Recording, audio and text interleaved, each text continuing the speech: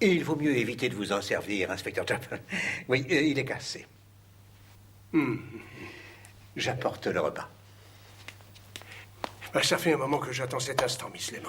Vous ressemblez à un homme qui n'a pas dîné depuis des jours, inspecteur Japp. Cette chose dans la salle de bain... Oh, nous n'allons pas ennuyer Miss Lemon avec des petits problèmes de plomberie, inspecteur Japp. Et maintenant, mon assiette de saveur. Voilà.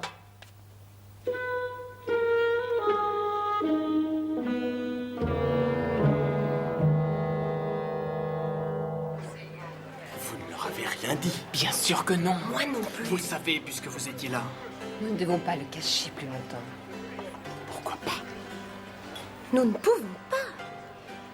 Il faut le dire à Monsieur Poirot. Ah, vous êtes là. Oui, moi aussi. J'avais besoin d'un petit remontant. C'est pour mon cœur. Bonne nuit, Madame Nicoletti. Oh, je sais. Je sais ce qui s'est passé. C'est monstrueux. Oui, vous avez raison. Je vais aller voir la police et je leur dirai toute la vérité avant qu'il y ait d'autres victimes. Qu'est-ce qu'elle raconte? Elle est saoule, comme d'habitude. Colline. D'accord. J'ai pris la morphine. Mais vous savez tous ce que j'en ai fait. Alors vous n'avez pas à vous inquiéter, n'est-ce pas? Je n'ai pas l'intention de le leur dire. Si vous ne le faites pas, un de nous peut le faire. Je suis désolé, Colline, mais Nigel a raison. Nous devons le dire à Poirot. Mais pourquoi le lui dire? Eh bien, au cas où ça se reproduirait.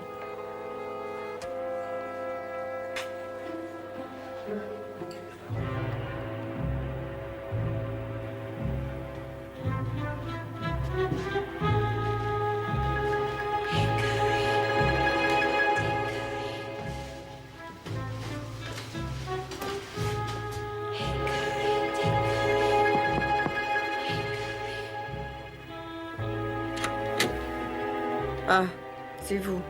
Entrez.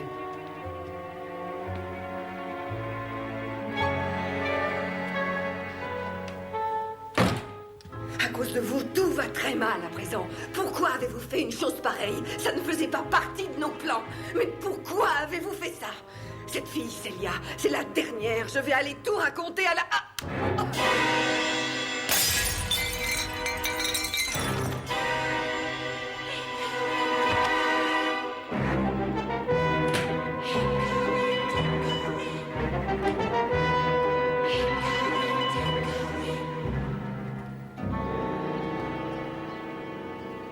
Poignardé en plein cœur. Avec une précision quasi médicale, vous pouvez le dire, inspecteur Japp. Oui, exactement.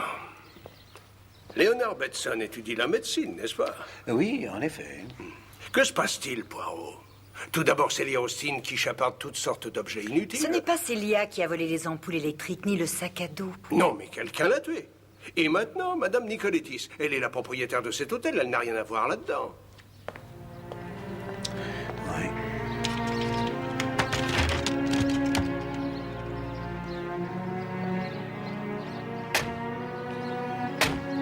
Il y a quelque chose à Hickory Road, quelque chose derrière ces deux morts que nous ne voyons pas. C'est le milieu de la nuit. L'hôtel est fermé de l'intérieur. Madame Nicolettis ouvre sa porte à la personne qui frappe chez elle. Alors vous pensez qu'il s'agit d'un des étudiants? Oui, ça semble évident. Oui. Mais lequel d'entre eux?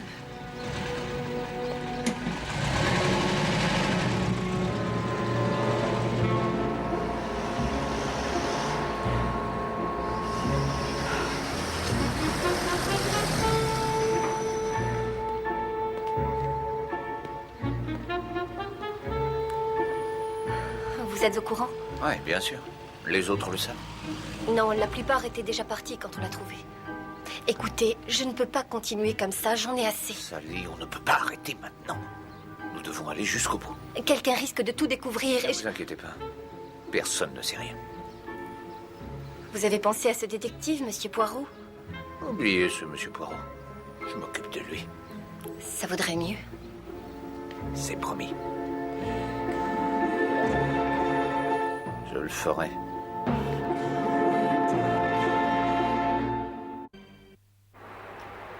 Je n'aurais jamais cru qu'on en arriverait là.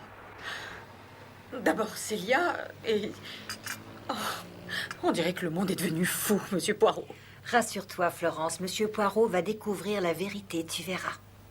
Pouvez-vous nous parler de votre employeur, Madame Hubbard? Il n'y a pas grand-chose à dire, c'était une personne très solitaire. Je dois reconnaître... Eh bien, ça n'est pas très gentil de dire ça maintenant, mais je sais qu'elle buvait en secret. Avec toutes les bouteilles trouvées dans sa chambre, ça n'est plus un secret. Vous m'avez dit, je crois, qu'elle avait d'autres activités. Oui, 1 ou 2 clubs d'étudiants et un magasin de l'autre côté de la rue. Quel magasin? On y vend des bagages. Les étudiants y achètent leurs sacs à dos. Leur sac à dos? Ah oui, bien sûr, le sac à dos appartenant à Monsieur Leonard Betson. Celui qui a été déchiré. Oui. Le jour où la police est venue à Hickory Road. Monsieur? Excusez-moi. Il y a là 2 étudiants qui voudraient vous parler. Bien. 2 étudiants sont là, ils désirent vous parler. Oui. Je suis mort de honte de vous raconter ça. Nous étions d'accord. S'il vous plaît, Monsieur Leonard. Continuez, Monsieur Nigel. D'accord, et bien voilà. Il y a environ 6 semaines, nous parlions de crimes et d'assassins. Qui était là? Ah oui, bien sûr. Nous étions tous là. Léonard, Patricia, Célia, moi, tous les locataires. Colin nous a parlé de sa théorie selon laquelle on peut tuer quelqu'un sans se faire prendre. Et aujourd'hui, c'est arrivé. Oui, il m'a également parlé de cette théorie. Lors du dîner, vous vous souvenez? Oui, nous le taquinions à ce sujet et quelqu'un lui a demandé comment il s'y prendrait pour commettre un meurtre. Il a répondu avec du poison. Du poison? Oui. J'ai dit qu'il était impossible de se procurer un poison mortel, mais il n'était pas d'accord. C'est là que nous avons fait ce pari. Quel pari? Colin a dit qu'il pouvait se procurer assez de poison pour tuer quelqu'un dans un délai d'1 semaine. Vous voulez dire qu'il a volé du poison? Oui, de la morphine tartrate. Il l'avait 1 semaine plus tard. Personne ne voulait le croire, ce n'était que de la poudre blanche. J'ai vérifié et c'était bien ce qu'il nous avait dit. Et ce poison, qu'en avez-vous fait après qu'il l'ait apporté? Colin l'a gardé pendant quelques jours, mais cela nous rendait tous nerveux, alors il l'a jeté dans les toilettes. L'avez-vous vu jeter le poison? Oui. Il l'a fait devant nous. Alors, si j'ai bien compris, et Colin McNabb a volé une fiole de morphine tartrate juste pour prouver sa théorie. Il n'est pas aussi mauvais qu'il y paraît. Je ne vois pas comment il pourrait être pire. J'ai seulement voulu prouver ma théorie, c'est tout. Dites-moi, Monsieur Collins, le poison, où l'avez-vous dérobé? Ça n'a rien de secret. Je l'ai pris dans la pharmacie de l'hôpital. Chélia Austin vous a donné ce poison? Non, je l'ai pris moi-même. C'était très facile. Oui. Je suis allé à l'hôpital, j'ai vu qu'ils étaient occupés. Il me suffisait d'attendre le bon moment. Pour entrer, il m'a fallu une blouse blanche et un stéthoscope. C'était le meilleur moyen de ne pas me faire repérer. Pour tous ces gens-là, je n'étais qu'un médecin qui passait par là. Et le stéthoscope, où l'avez-vous trouvé? Je l'ai emprunté, vous vous en doutez. C'était celui de Leonard Bateson. Ah, donc ce n'est pas mademoiselle Celia Austin qui l'avait volé? Non, elle vous l'avait dit. Et qu'avez-vous fait du stéthoscope?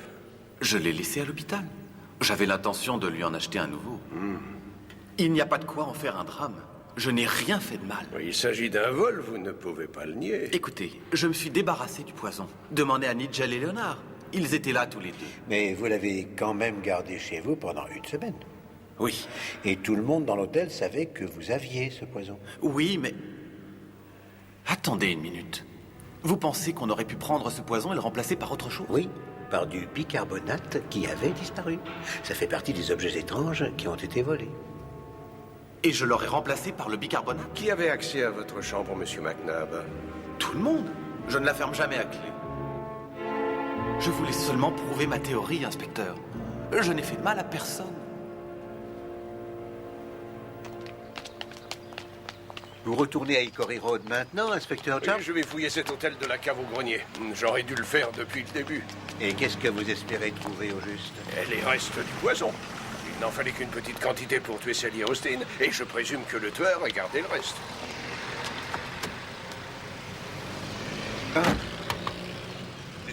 L'interrogatoire de M. Colin McNabb nous a permis de comprendre pourquoi le bicarbonate et le stéthoscope ont été volés. Oui, il ne nous reste plus qu'à découvrir qui a volé le sac à dos de Leonard Bateson. Vous pensez que c'est plus important que le poison qui a tué Celia Austin? Non, mais je pense que c'est la raison pour laquelle on l'a tué. Hickory Road. Taxi.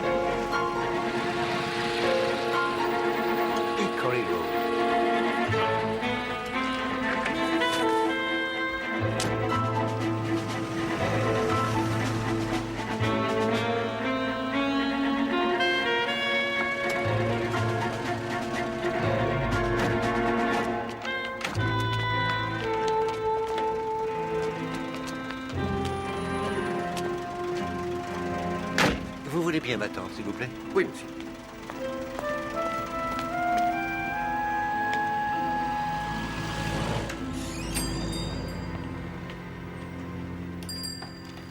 Bonjour, monsieur. Bonjour. S'il vous plaît, monsieur, je voudrais acheter un sac à dos. Un sac à dos? Oui. C'est pour vous, monsieur? Ah non, non, non, non, non, non. C'est pour mon neveu. Voici notre modèle de luxe, l'Impérial, monsieur. Il est à la fois très solide et très léger. C'est vrai? Et ce modèle de sac à dos est celui que vous vendez le plus? Non, monsieur. Celui que nous vendons le plus serait plutôt celui-ci.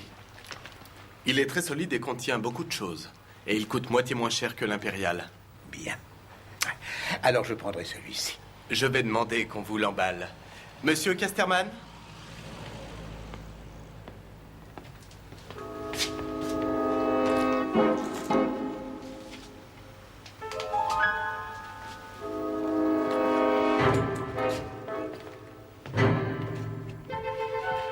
Vous n'avez pas le droit de faire ça.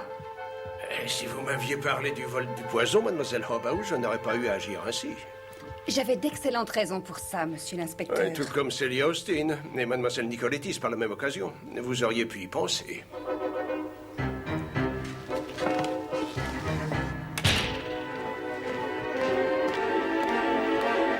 Valérie, que se passe-t-il? C'est la police. Ils fouillent absolument tout l'hôtel. Mais ils n'ont pas le droit. Ils ont retourné toute ma chambre et à présent, c'est la vôtre.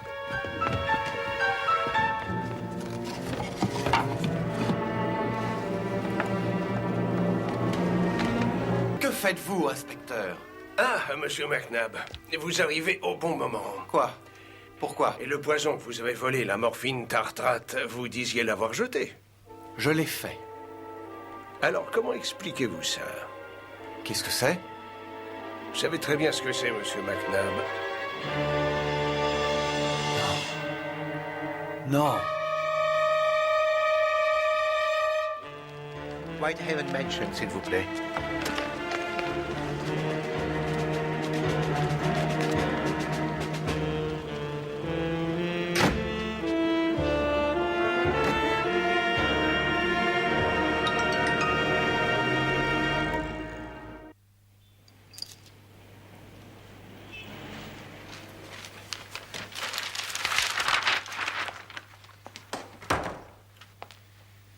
Ah, bonjour, inspecteur John.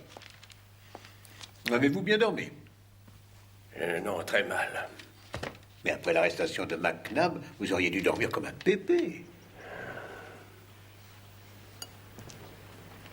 Et en fait, Poirot, c'est à cause du chauffage central. Mais les radiateurs étaient ouverts à fond. Eh bien, justement. Avez-vous lu les gros titres? Les marcheurs de Jarrow. Oui, ils disent que Sir Arthur est trop souffrant pour les rejoindre. Vous m'avez dit que vous aviez rencontré Sir Arthur Stanley. Ouais. C'était dans le cadre de votre travail? Ouais. Sir Arthur Stanley est peut-être un héros populaire, le défenseur des travailleurs. Mais il y a 10 ans, il a assassiné sa femme.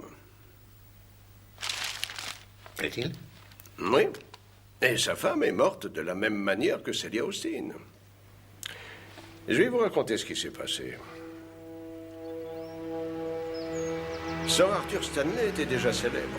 Il venait d'être nommé à la tête de son parti. Un jour, sa femme a été retrouvée morte à la suite d'un abus de somnifères. Moi, je venais d'être nommé inspecteur et j'ai été chargé de l'enquête. Ils avaient une grosse propriété à Richmond. Ils vivaient tous les deux là-bas avec leur fils et 2 domestiques. C'était peut-être un accident, c'est ce que tout le monde a pensé, mais il y avait quelque chose chez Sir Arthur, comment dire, qui a retenu mon attention. Qui était dans la maison avec votre épouse hier soir, Sir Arthur? Non, écoutez, j'ai déjà répondu à toutes ces questions, inspecteur. S'il vous plaît.